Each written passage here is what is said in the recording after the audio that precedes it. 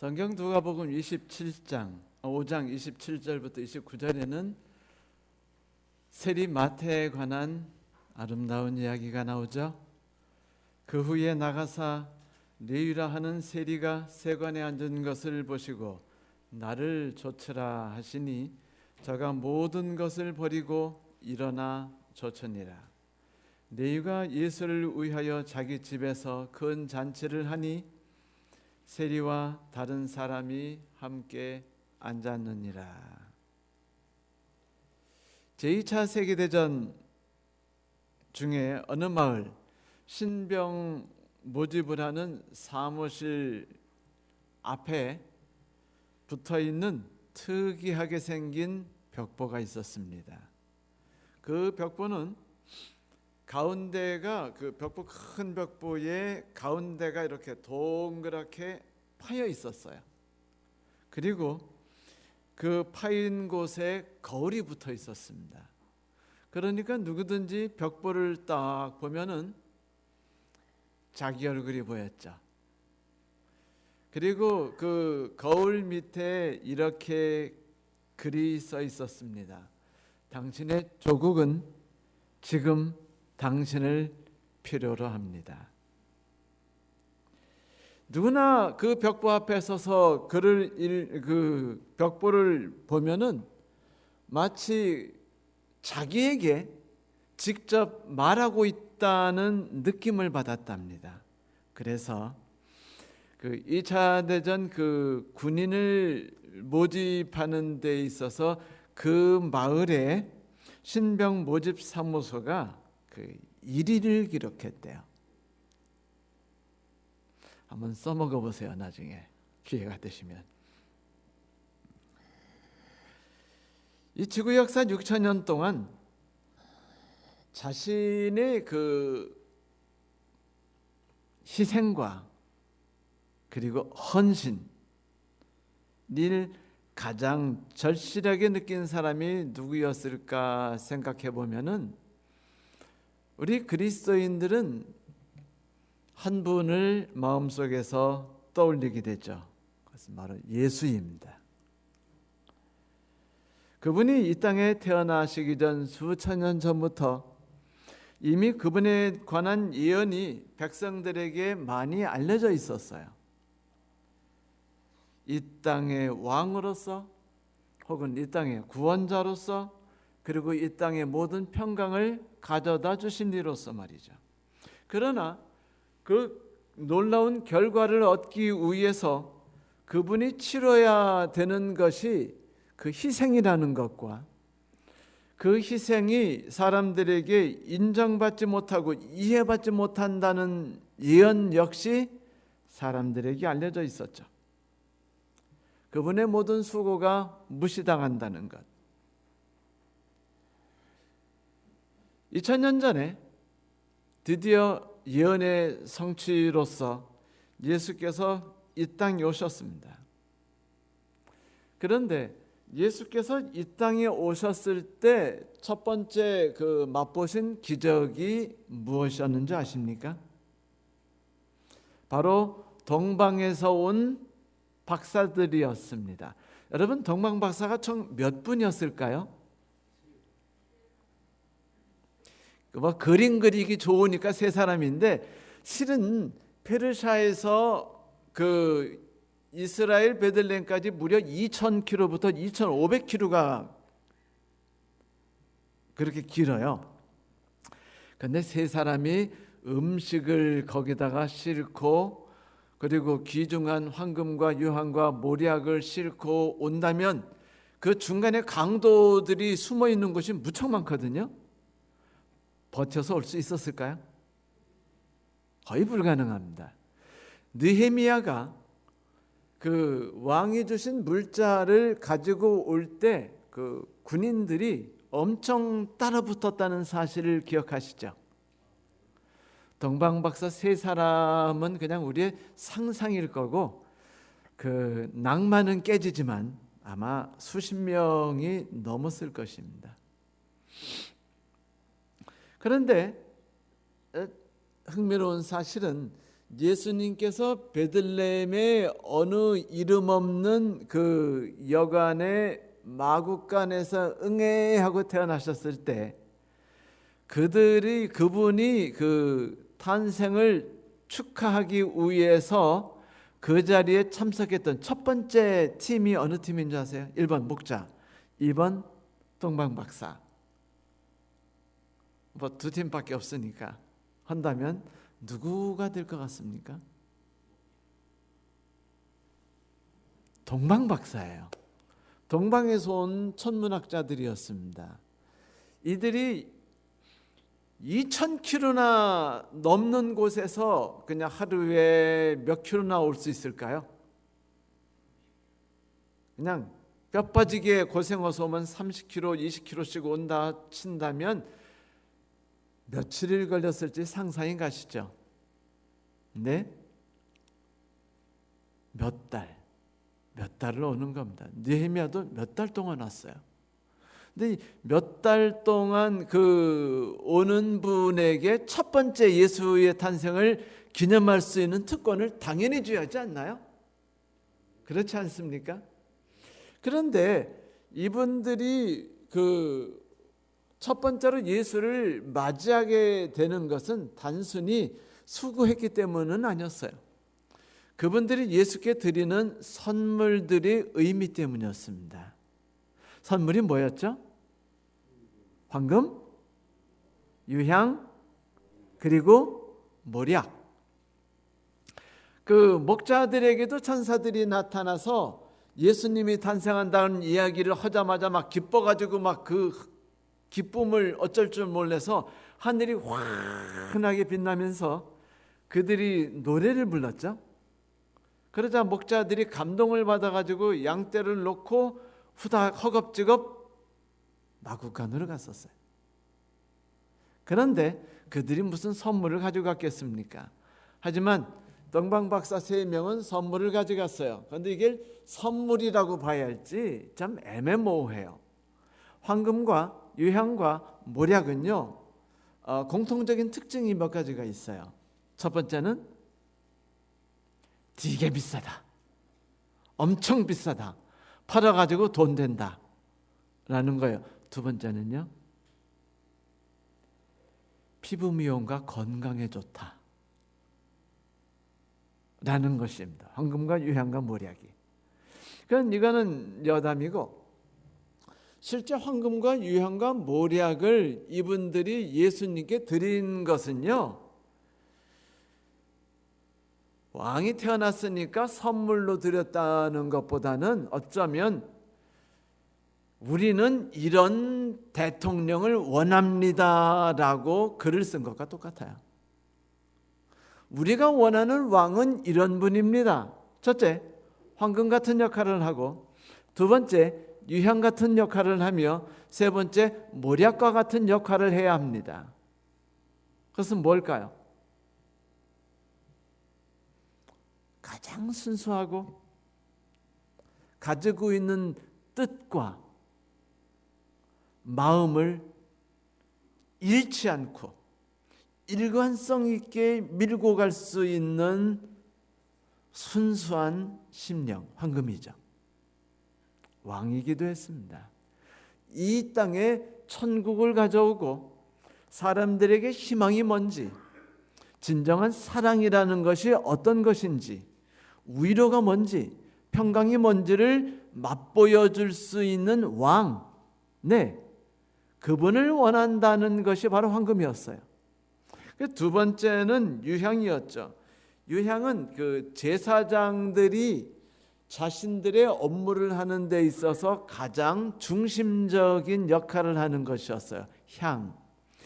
여러분, 제사장을 로마에서는 그 폰티펙스라고 불렀습니다.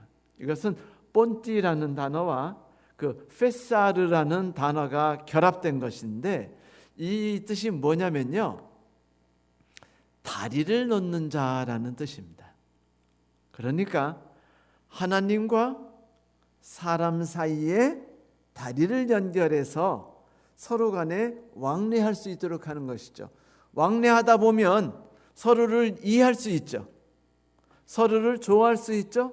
함께 좋은 일을 해낼 수 있죠. 서로에게 유익이 되는 일을 해낼 수 있어요.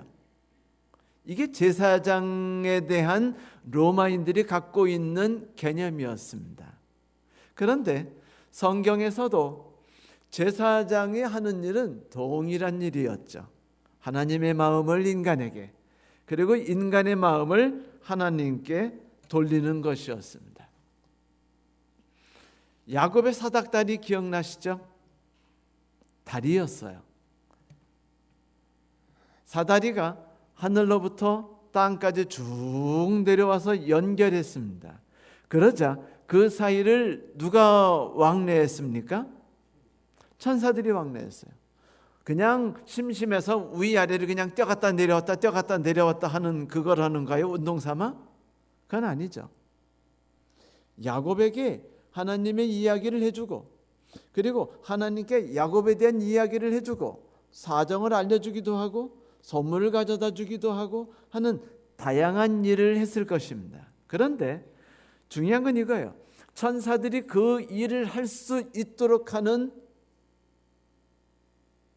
기초는 무엇이었을까요? 다리였습니다. 사다리. 네, 사다리였어요. 그 일이 바로 예수 그리스도께서 하신 일이라는 것이죠. 영화에 보면 그런 거 있죠. 건너가야 하는데 건너갈 길은 없고 적군은 쫓아오고, 그러니까 어떤 사람이 자기 몸을 탁 잡아가지고 한 다음에 자기를 건너가게 하고 자기는 못 건너가고 죽고, 나를 잊지 마, 뭐 이렇게 하는. 예수께서 다리가 되셨다는 것은 하나님과 우리를 연결하도록 하는 것이 되게 컸어요. 그래서 마태복음 20장 28절에 보면 예수께서 사람들에게 이런 이야기를 하셨죠. 인자가 온 것은 섬김을 받으려 함이 아니요 도리어 섬기려 하고 자신의 목숨을 많은 사람의 대속물로 주려 함이라 라고 말하고 있지 않습니까? 그럼 모략은 무엇이었을까요? 다 유향이나 모략이나 그 정제해서 놓으면은요, 그냥 보석처럼 이뻐요. 덩어리들이 그 투명한 송진 덩어리 같기도 하고 어떤 예쁜 덩어리 각사탕 같기도 한 게 되게 투명하고 예쁩니다. 모양은 여러 가지지만 이 모략은 그 나무의 껍질을 찢어서 거기서 흘러나오는 수지를 모은 것이죠. 우리가 나무 껍질을 그냥 베진 않죠. 봄 되면, 조금 있으면 이제 봄이 되면 첫 번째 하는 게 고르쇠나무 배 가지고 이제 용액을 추출하는 일로부터 시작되겠죠. 제가 태국에 갔을 때는 라텍스를 얼마나 팔아대는지, 저희 부부도 혹해가지고 있는 돈 없는 돈 다 털어가지고 그 라텍스 침대 산 기억이 있습니다. 10년이 지났는데 돈 아까워서 계속 쓰고 있어요. 자, 이렇게 나무의 진의 그 수액을 모아서 만드는 것 중에 하나가 모략이었어요. 근데 이 모략이라는 게 얼마나 비싸고 귀중한지, 이것은 사람들이 그 치료하는 데 쓰기도 하고 정신적인 건강, 그리고 피부 건강, 다양한 데 많이 쓰고 있는 귀중한 존재였습니다. 그런데 모략이 의미하는 것은 언제나 희생이었어요. 그러므로 이 동방박사 몇 분이 해주고 싶은 얘기는 이겁니다. 태어난 아기와 그 부모에게 말하는 거죠. 위대한 왕이 태어난 것을 우리는 너무 축하하고 너무 기쁩니다. 그리고 우리가 바라는, 우리가 꿈꾸고 소망하는 왕은 바로 세 가지 역할을 해야 합니다. 첫째, 순수한 마음을 영원히 잃지 않고 이 땅에 희망을 나눠주는 천국을 세워줄 것과, 사람들과 사람들 간에 마음을 하나로 묶어주고 하나님과 사람 사이의 마음을 분리되었던 모든 것들을 없애고 다리를 놔서 하나가 되도록 해주는 일이죠. 그 일을 위해서 어떤 희생이 필요하더라도 과감히 그 일을 해낼 수 있는 분입니다. 야, 이거 참, 이거 부담 가는 선물 아닌가요? 하지만 우리의 구주 예수 그리스도께서는 이렇게 사명감을 가지고 오신 분이었어요. 동방박사가 그곳에 와서 예수님이 탄생하시자마자 선물을 드릴 수 있었던 것은 그분의 사명의 특징을 알려줄 것을 주실 수 있었던 이유는 하나님의 계획 때문이었어요. 그것은 지금 태어난 어린 아이 예수에게 하나님께서 그에게 네가 할 일은 이것이야. 너의 사명은 바로 이것이지. 그러므로 지금부터 살아가는 모든 순간에 너의 삶은 너의 것이 아니고 이 땅에 살아가는 사람들을 위한 삶이라는 것을 잊지 않았으면 좋겠다라는 어쩌면 부담을 주는 명령이었을지 모릅니다. 뜻이었고요. 이 소명을 받아서 내려오는 것이 그 영향이 얼마나 큰 줄 아십니까? 사람들이 예수 그리스도를 이렇게 비교를 많이 해요. 영웅들하고. 어떤 분은 시저, 로마의 황제 시저하고 이렇게 비교됐고, 어떤 분은 그 알렉산더 대제와 비교됐어요. 그런데 알렉산더 대제와 비교한 글들은 되게 많습니다. 특히 영문으로 된 글들이 되게 많아요. 근데 왜 그런가 봤더니 알렉산더 대왕이 몇 살에 죽었는지 아십니까? 33. 그리고 그 예수님 몇 살에 죽으셨는지 아시죠? 똑같은 나이에 죽었어요. 두 분 다 왕입니다. 그래서 비교해 보니까 그 알렉산더와 예수님이 공통점이 있었는데 젊은 날에 일을 시작해서 금방 돌아가셨어요. 그런데 차이들은 되게 많아요. 알렉산더는 왕국에서 태어났습니다. 예수님은 마구간입니다. 알렉산더는 왕자로 태어났고 예수님은 목수의 아들로 태어났어요. 알렉산더는 고귀한 왕으로 죽었고 예수님은 십자가에서 조롱받으며 돌아가셨습니다. 알렉산더에게는 수많은 병사 말고 잘 훈련된 자기의 친위대가 32,000명이 있었습니다. 예수님에겐 훈련되지 않은 평범한 제자 12명이 있었습니다. 그것도 3년 반 교육시켜도 제대로 교육받지 못해가지고 아주 힘들었던 정말로 그 속도 느린 제자들 말이죠. 알렉산더는 인생에 엄청 위대한 성공을 거뒀죠. 그는 그의 묘비도 멋진 말을 쓸 수 있었어요. 후대에 이곳을 지나가는 이여 라고 말하면서 그가 쓴 글이 있죠. 내가 남긴 땅, 누운 땅만큼은 제발 남겨다오. 예수 그리스도께서는 무덤도 받지 못하셨어요. 실패한 것처럼 보였죠.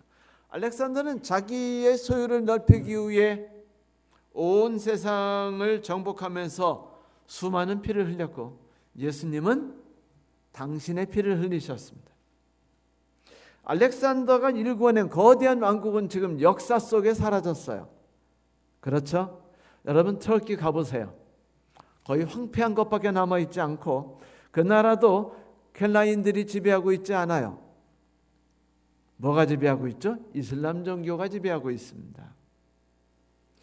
반면에 예수께서 세우신 왕국은 지금도 무너질 기세가 없이 날이면 날마다 해가 지나갈수록 더욱 견고해지며 수많은 사람들을 정복하고 있습니다. 알렉산더는 역사를 만들었죠. 예수는 역사를 변화시켰습니다.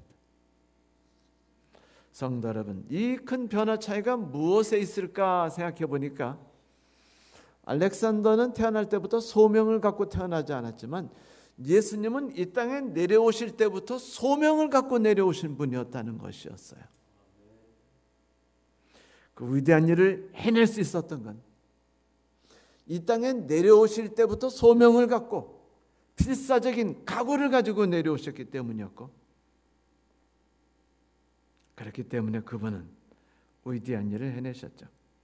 그분이 12제자로 부르는 사람들 중에 그 다양한 사람들 있죠. 우리가 알고 있는 베드로, 요한, 야고보, 아주 다들 그냥 거의 쓰레기 정도의 사람들이었습니다. 여하튼 베드로는요, 예수님 십자가 달려 돌아가시기 바로 직전까지 엉망진창이었어요.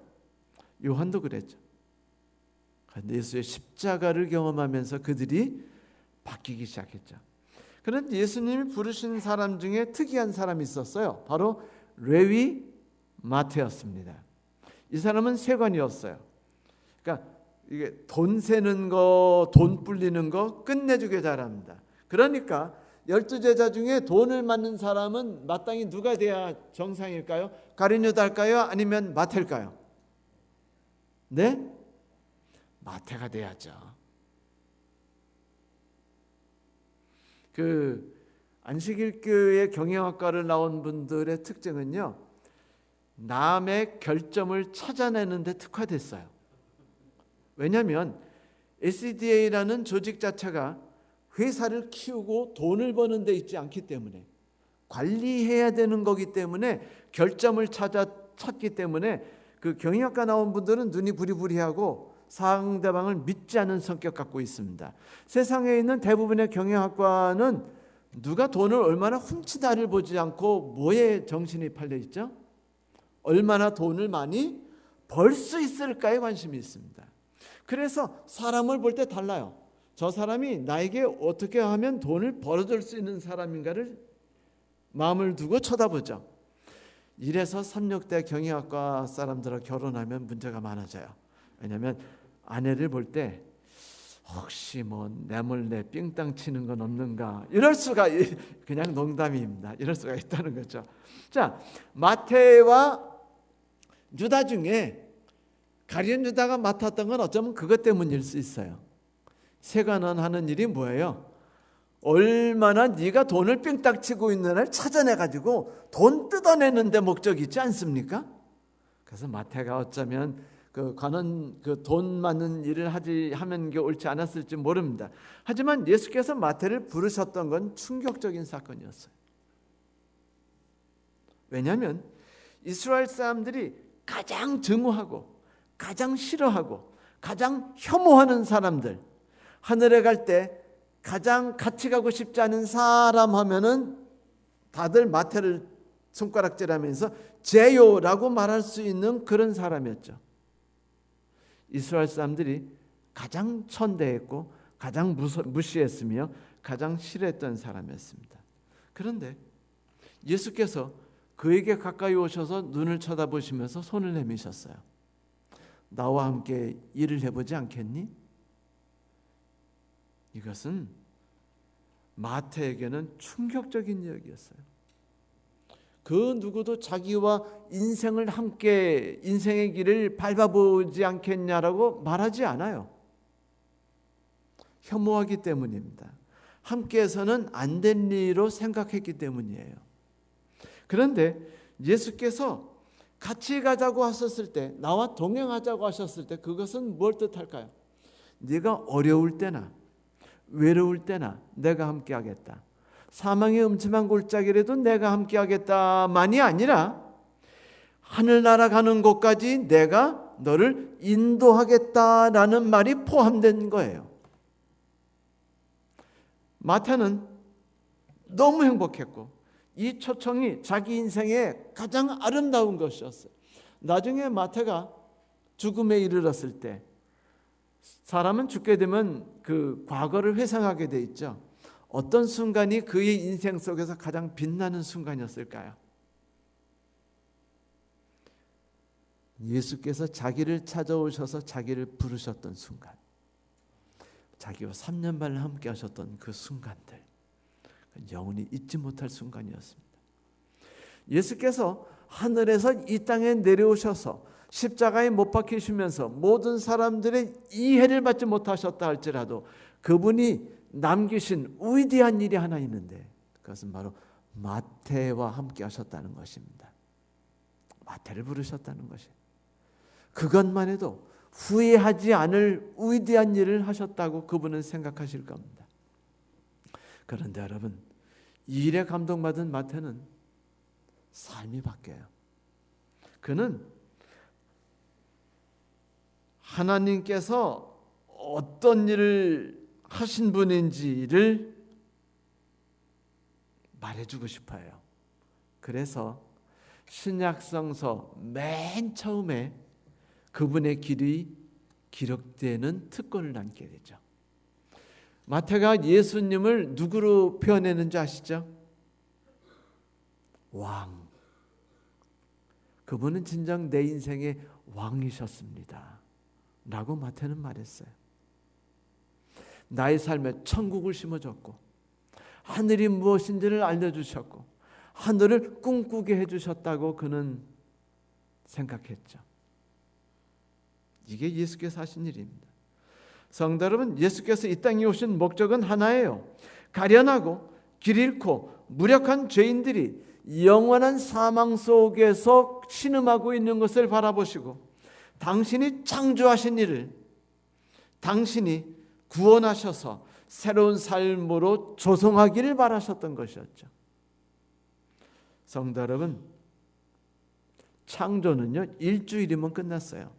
하나님이 인간을 빚으시는 것은 그냥 빚는 데 드리는 시간밖에 들지 않으셨어요.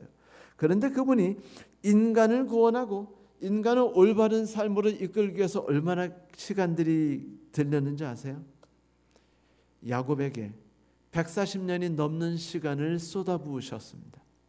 창조와는 달리 그를 구원하는 삶에 하나님께서 쏟아부어야 되는 시간이 그렇게 길어요. 왜 야곱은 이렇게 말했죠. 내 인생이 너무 길었습니다. 힘들었어요. 그걸 보고 하나님이 뭐라고 말씀하셨을까요? 너를 구원하기 위해서 내가 140년이나 너를 인생을 끌고 간 거는 얼마나 힘들었을까라고 말씀하지 않으셨을까요? 이를 위해서 그분은 당신의 모든 삶을 쏟아부으셨고 굴욕의 길을 가셨고 우리에게 희망을 쏟아붓기 위해 모든 일을 하셨으며 마지막에는 바로 여러분과 저를 위해 당신의 생명을 아낌없이 바치셨어요. 여러분, 그분의 이름이 예수란 말이 흥미롭지 않습니까? 예수, 구원자란 말입니다. 우리를 구원하시리, 우리를 절망 가운데서 구원해내시리입니다. 살아가면서 절망 가운데 빠졌다는 느낌을 받지 않으셨나요? 고통 속에 있다는 느낌을 받지 않으셨어요? 제발 나의 삶을 여기서 벗어내줄 뭔가를 기다리고 꿈꾸지 않으셨습니까?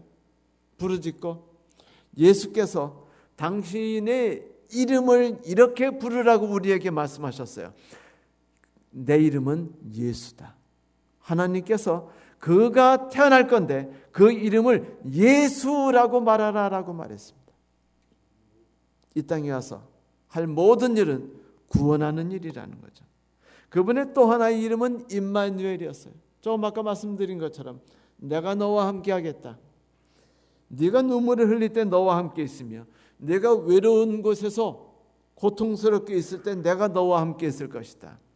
이 추운 날씨에도 내가 내 손을 잡고 손을 녹여줄 것이며 하늘에 가는 곳까지 내가 너의 손을 잡고 이끌어 줄 것이다. 나는 너희 남편처럼 살 것이고 너희 부모처럼 살 것이며 목자가 양을 인도하는 것처럼 너와 함께 할 것이다. 그래서 누가복음 15장 7절에는 이런 말씀이 기록되어 있죠. 죄인 하나가 회개하면 하늘에는 회개할 것 없는 의인 99을 인하여 기뻐하는 것보다 더하리라.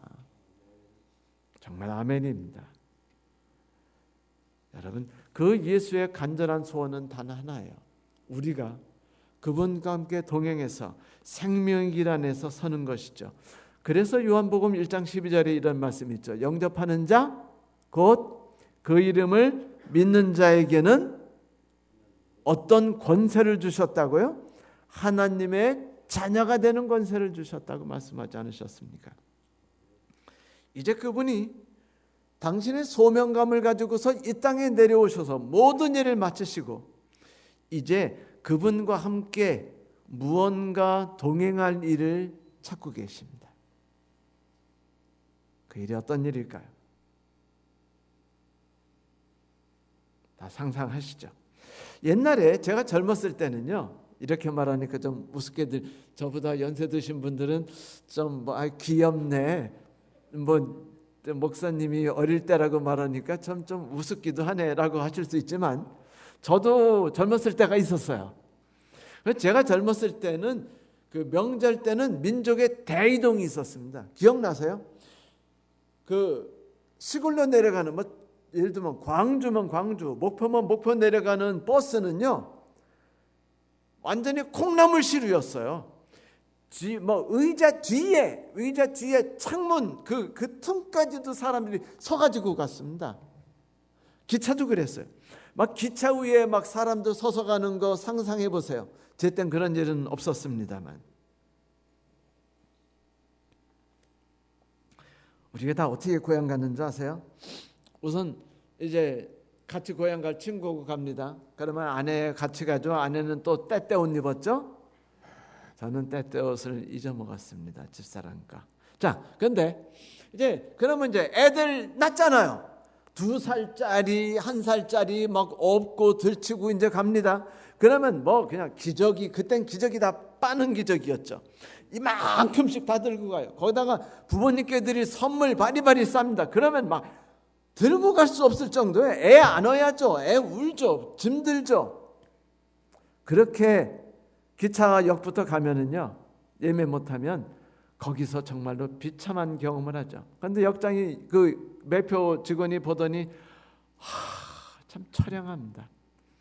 깨지지 않는 전에 눈망울은 막 반짝이면서 막 표 달라고 하는데 옆에 애 울죠. 안에 저러고 있는데 짐은 가뜩이죠. 그러니까 그냥 몰래 그 따로 남겨뒀던 그 티켓 하나 쓱 줘요. 그걸 받습니다. 행복해요. 온 가족이 드디어 고향에 갈 수 있게 됐습니다. 그 버스 안 타도 돼요. 그런데 문제가 있어요. 누가 같이 왔죠? 친구가 같이 왔어요. 친구 똑같아요. 똑같이 그 결혼해가지고 그 아내가 있고 예쁜 아내가 있고요. 그리고 빽빽 울어대는 애들 있고요. 그리고 기저귀 가방 똑같이 있고요. 또 그냥 이만한 과일 상자 비슷한 그때 있죠. 미원 가득 들은 그거 그런 거 들고 또 있는 겁니다. 친구 생각이 나는 게 정상일까요? 나지 않는 게 정상일까요? 나는 게 정상이에요. 그 마음이 애틋한 게 정상일까요? 애틋하지 않아야 되는 게 정상일까요? 애틋한 게 정상입니다. 예수의 초청을 받아들이고 나와 함께 살아가자라는 이 초청을 받아들였을 때 마태가 느꼈던 행복과 기쁨이 얼마나 대단했는지 상상해 보세요. 그 기쁨은 제가 말씀드렸던 명절 때 귀성 그 기차를 타기 위해서 그 매표소에서 그 영무원한테 그 티켓 하나 얻으려고 하다가 티켓 받은 사람의 심정과 같아요.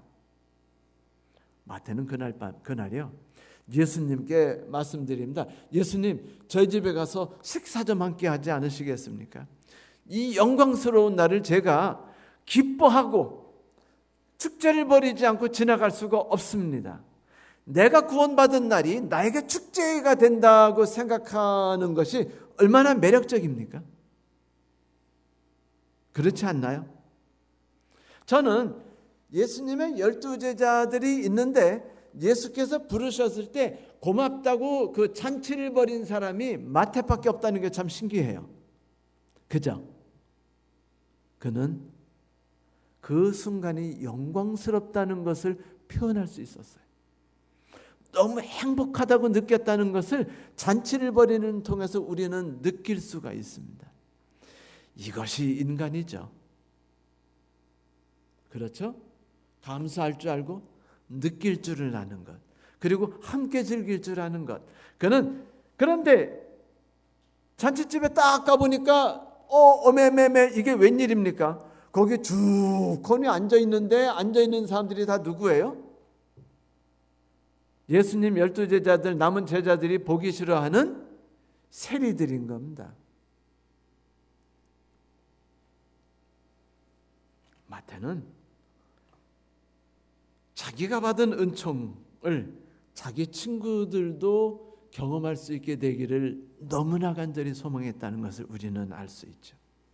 여러분, 이런 소망이 바로 우리의 것이 되지 않겠습니까? 그래요. 마태가 받은 축복이 또 하나 있어요. 너무 행복한 건데, 자신이 친구까지 예수님께 함께 나가겠다고 했을 때 예수께서 허락하셨다는 겁니다. 성도 여러분, 하나님께서 나를 구원하셨을 때 하나님께서 미리 허락해 주신 게 있어요. 너하고 같이 가기를 원하는 너 사람 따로 있니?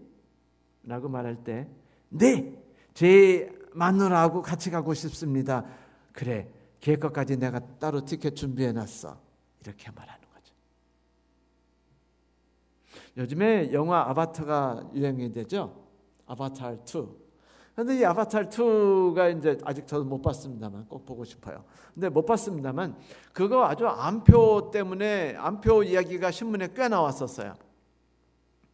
어떻게 해서라도 그 가고 싶어하는 사람들이 있고 얼마나 열망되면 암표라도 사가지고 가겠습니까? 한 나라를 내 아내, 내 사랑하는 아들, 내 부모님하고 꼭 여기는 무조건 가야 돼. 이렇게 좋은데 안 간다는 건 이건 가장 어리석은 일이야. 내가 어떤 돈을 쳐들여서라도, 죄송합니다, 쳐들이다니요, 들여서라도 내 아내는 꼭 하늘에 데려가고 싶어. 이런 열정이 뜨겁게 보인다는 것, 얼마나 아름다웠습니까? 마태가 그랬으니까 성경에서 첫 번째 책을 썼죠. 신약성서. 아무나 그 자리 주겠습니까? 그런 열정이 있는 사람이니까 너는 성경에 신약성서의 첫 번째를 딱 자리를 잡도록 하겠다라고 사람들이 생각하지 않았을까요? 열정을 느끼니까, 애정을 느끼니까, 마음 아팠던 것과 희망이 무엇인지를 말해줬으니까. 성도 여러분, 희망을 원하세요? 위를 원하십니까? 마태복음이 여러분에게 그것이 무엇인지를 보여줄 겁니다.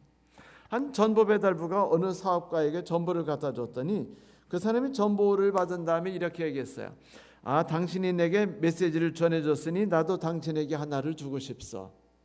그리고 성경을 열어서 요한복음을 펼쳐서 우리를 위해 돌아가신 예수에 대해서 소개해 주었습니다.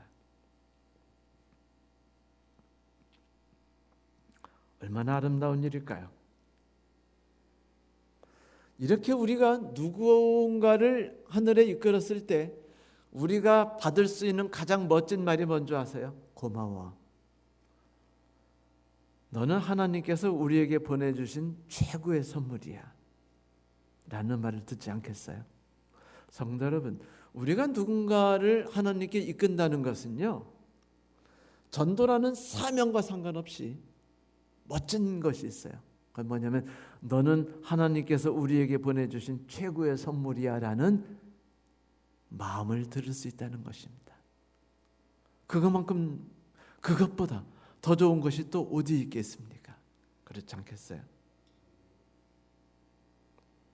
그 일이 힘들다고 생각하지만 그럴 필요 없습니다. 어느 대학에 젊은 유대인 여학생이 있었는데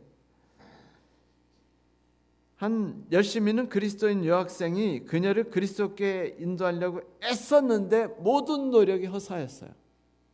그런데 어느 날 그 유대인 학생이 다른 여학생에게 이렇게 말했습니다. 네가 가진 것을 나도 갖고 싶어. 나도 어떻게 하면 그리스도인이 되겠니? 전도란 것은 열정적으로 성경을 가르쳐주고 하나님이 옳다는 걸 알려주는 것보다 더 중요한 것이 있다는 거죠. 그것은 뭐냐면 예수님을 보여주는 것이에요. 내 안에서 역사하신 예수님. 우리는 자꾸 객관적인 예수님, 역사 속에 계셨던 예수님을 보여드리려고 그래요. 그런데 사람들이 보고 싶은 건요, 내 안에서 역사하시는, 오늘 역사하시는 예수님이 아니겠습니까? 한 소녀가 이렇게 기도했어요. 주님, 저는 많은 것을 소유할 수 없습니다. 그러나 제게 넘치도록 채워주신다면 저는 많은 것을 흘러넘치게는 할 수 있습니다. 그래요, 성도 여러분, 우리 흘러넘치게 해봅시다. 하나님이 내게 축복을 많이 주셔서 그걸 흘러넘쳐가지고 나의 아내, 나의 남편, 나의 자녀들, 그리고 사랑하는 사람들에게 마음껏 하나님의 놀라우심을 전하는, 그래서 이 크리스마스 때 하루 남았죠? 이 기쁨을 만끽할 수 있는 한번 기쁨을 가져보시게 되기를 바랍니다. 말씀 마치겠습니다.